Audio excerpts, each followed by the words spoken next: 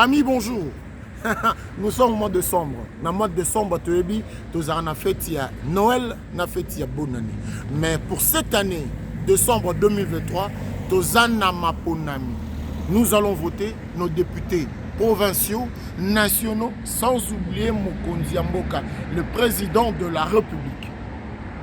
C'est un mercredi, le 20 décembre 2023. Retenez bien cette date. Le mercredi 20 décembre 2023, Toke Kopona. Bongo moto Tokopona. Ako Kambabiso pendant 5 ans. Député na Europona. Président Kopona. Au PCA Congo pour 5 ans. Bobo ça n'est le côté. Votons utile. Vote na yo. Ezande mona président, na PDG, na millionnaire, na cordonnier, na électricité, na mutafout. Donc votez utile. Ma ponami pesa ina mboka poto, biso na diaspora, tozali na France, tozali na Belgique, tozali na Afrique du Sud, tozali na Canada, tozali na États-Unis. Toko voter na ambassade na biso bato to s'enrolaki. Bino bato bo s'enrolaki. Bokende ko voter. Bino bato bo s'enrolete mbala sima. Boya po biso poto za décision. To tambolaki na Château Rouge sika ba Congolais bazalaka. To pesaki bango maloba. Toyoka ndenge ba Congolais balobaki na Château Rouge o eza sika ba Congolais bazalaka pemi. Tolanda. Ouais, merci na balandinyo so ya Ali le TV.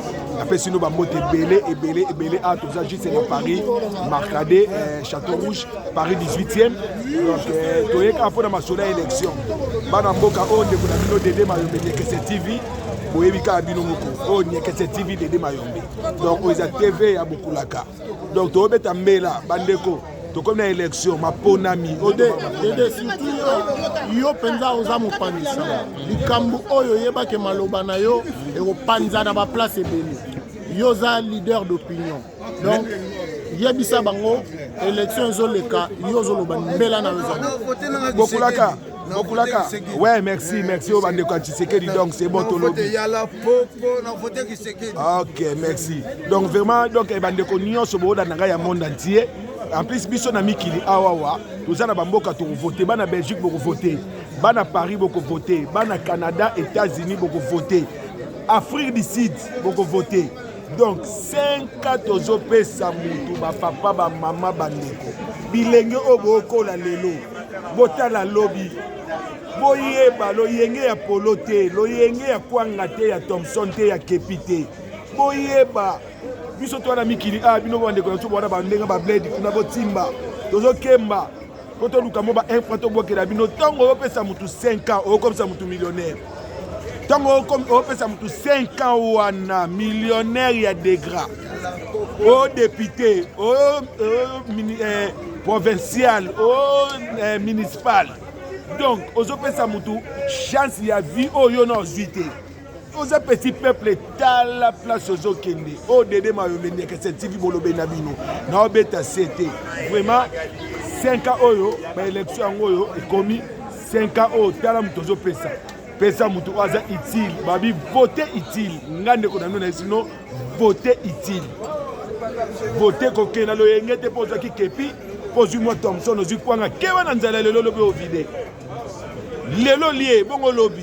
Tala lobby na lobby okuna na ba petso bota timba donc ngai ndeko na bino na na ibela ko loba tie juste un que ma pona meza le 20 kende ko pona kende na irne ozala yo moko yeba mutu ni no pesa voix yeba to tanga kuba kombote yo moko motema no témoin timba merci na bandeko nyonso balandi ngai on ne connaît pas de débat mais que c'est TV mais nous avons també là que ma ponami eza le 20 voter utile voter quoi na Thompson na polo te na t-shirt na kepi keba toza na poza Congo évoluer Congo qui est liboso Congo to vivre ndé biso to vivaka bato ba vivaka to vivre neti banyama toza na ba guerre par-ci par-là kitoko donc bana mo amba nyonso mbote belende ko na mo amba yeyo. Merci. Voilà, avec nous, le pasteur leader Francis Lola. Nous sommes chez lui, dans son bureau. Pasteur, nous allons aux élections. Il y aura les élections provinciaux, nationaux et présidentielles. Quelle est votre lecture? Et surtout que ça sera pour la première fois que la diaspora vote à l'étranger. Votre lecture? Oui, par rapport aux élections, j'ai dit d'abord gloire soit rendue à Dieu parce que Dieu a permis que cette fois-ci nous puissions avoir des élections dans notre pays, le Congo, en RDC. Et les élections que je crois et je pense que ça sera crédible dans tous les niveaux et que cette fois-ci, il n'y aura pas de problèmes comme la fois passée, qu'on a connu des problèmes chez des grands politiciens. L'autre disait que l'autre n'a pas gagné et l'autre a dit que non, j'ai gagné. Et dans l'ensemble, les gens parlaient de vérité des urnes. Et nous voulons cette fois-ci que celui qui va réellement gagner sur le suffrage universel d'une manière équitable, équitablement, que cette personne soit réellement élue à la tête de la RDC. Et un grand événement à nous qui sommes ici, à la diaspora, c'est pour la première fois que nous, les Congolais de la diaspora, que nous puissions aller voter. Je dirais merci d'abord à notre président, candidat bien sûr, Félix Antoine Tshilombo Tshisekedi.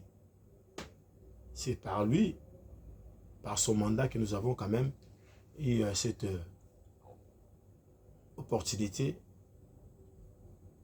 Les Congolais des étrangers puissent voter. Je vis combien les gens sont allés s'enrôler aux ambassades, notamment ici à Paris. Et je pense aussi que les gens qui ont déjà leur carte de vote, ils doivent absolument aller. C'est un devoir. C'est un devoir. Celui qui se dit congolais, celui qui s'est enrôlé, il est vraiment dans l'obligation d'aller voter. Je suis en train de demander à toutes les personnes qui se sont enrôlées.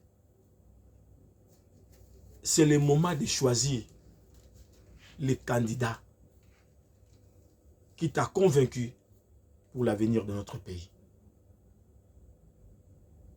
Le changement que nous avons eu toujours à déplorer et de penser que nous en avons besoin, ça se passe toujours dans les urnes.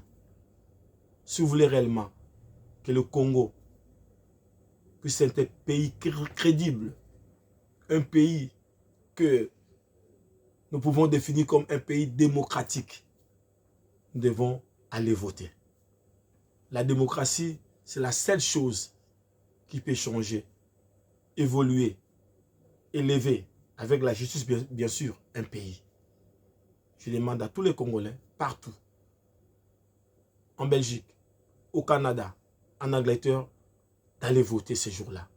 Et je pense aussi, la prochaine fois, nous aurons aussi des candidats de la diaspora. C'était votre humble serviteur, le pasteur Francis Soula. Que tout passe dans la paix. Que Dieu vous bénisse. Merci. L'élection est au Congo.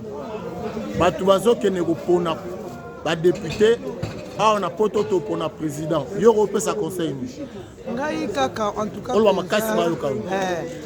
notre conseil dans les alités, il faut bien, azala bien, asunga donc Congo la piso, mboka la piso, asunga mboka la piso, bale belé ba libanda ba fazer, ba obatika ba bitika ba kamera belé, donc convieux fait si là, muibe fait si là, mais il faut que muta bien, azala muta malamu, azala escroquer, asuko escroquer piso, donc tout le monde a sous passe ici, ozolanda, passe ça passe makasi, to boy ba escroc.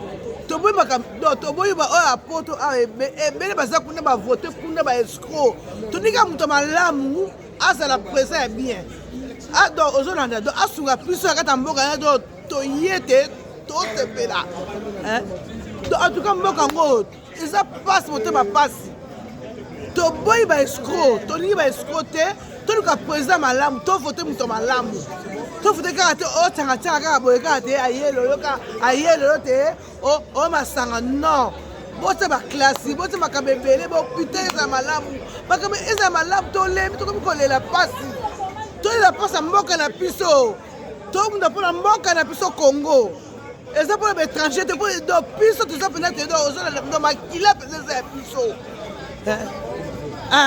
kitokos. Bonsoir Adi Londolé apesi ngai mwa maloba koloba mais toza minute ebele te ngai conseil te mais nalobeli kaka baélection ezoya bana Congo biso tu toza awa tokovote tokenda baambasade na biso tokovote mais voi na yo oyo kovote biso tolingi moto oyo tokovote ezala masolo ya kitoko. Donc naza koloba mingi te mais ngai nazoloba pena na kati ya Congo pena ndenge ezali awa donc nga pena na sepeli topesa Faci chance ya deuxième mandat comme mpe elekaka awa mpona tokoma na biso mpe bamindele te ata kutu akozwa sikoyo asange mondele te soki ayibaka oyiba kaka mais ngai alingi pena Faci akemba na pouvoir bana Zaïre biso na poto awa nayebisi bino nzambe apesa biso chance wana président nzambe apambola yo yebi makambo ya nzambe tambusa bandeko na yo kisasa tokokoma boye te papa kenda bamikolo bakopesa biso conseil baza te lelo bamikolo batikali koswana ya miziki mais yo outi na mboko biso pa etozali tala lumière babongisi bafeti biso tisiko toza na niveau te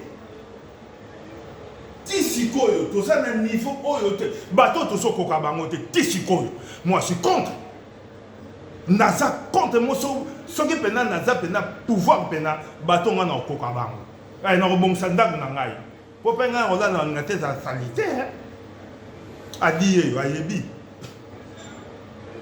nzambe apambola bino oyo to alobaka lingala alingi ndeko na ye bosola lingala bozo se comprendre to bongisa makambo na biso bana biso bazala bien. Merci. Ambassadeur Thomas Saïdi, le mercredi 20 décembre, il y aura les élections. Et nous allons beaucoup plus parler des élections de manière générale et en particulier, surtout, nous parlons des élections ici en France. La diaspora va voter. Un mot. Merci beaucoup, M. Adi.